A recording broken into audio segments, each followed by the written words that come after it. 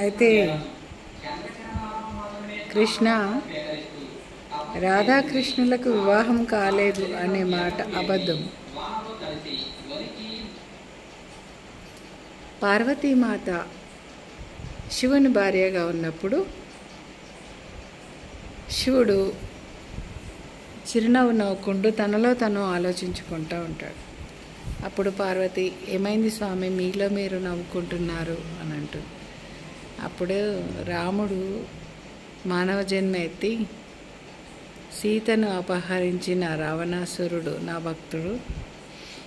ఆ సీత సీత అనేసి అది తెలియక సీత గురించి ఆందోళన పడుతూ అడవి అంతా గాలిస్తూ నా గుడి కనిపిస్తే కూడా గుడి చూడకుండా కనీసం నన్ను ప్రార్థన కూడా చేయకుండా వెళుతూ మళ్ళీ ఆగి, శివయ్య సీత కనిపించిందా అని అడుగుతున్నాడు.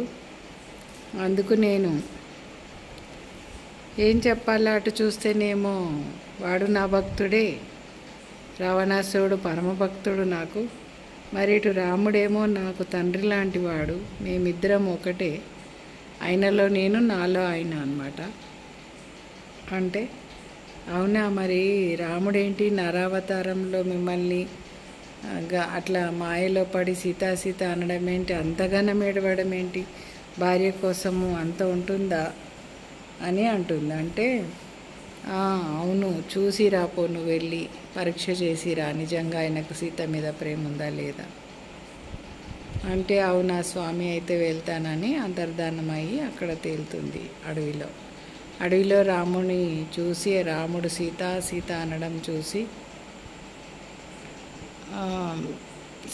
ఆమెకు ముచ్చటేస్తుంది. అబ్బా, ఇంత ప్రేమించే భర్తను ఎవరికైనా స్త్రీలకు సడన్గా బాగా ప్రేమించే ఒక పురుషుడు భార్యను అలా చూస్తే అబ్బురం వేస్తుంది. అబ్బా, ఇంత ప్రేమించే భర్త ఉంటాడా అనిపిస్తుంది. అలా ఆమె సీతాదేవి వేషంతో వెళ్ళి పరీక్షిద్దామనుకొని సీతాదేవి వేషం వేసుకుంటుంది. వెళ్ళగానే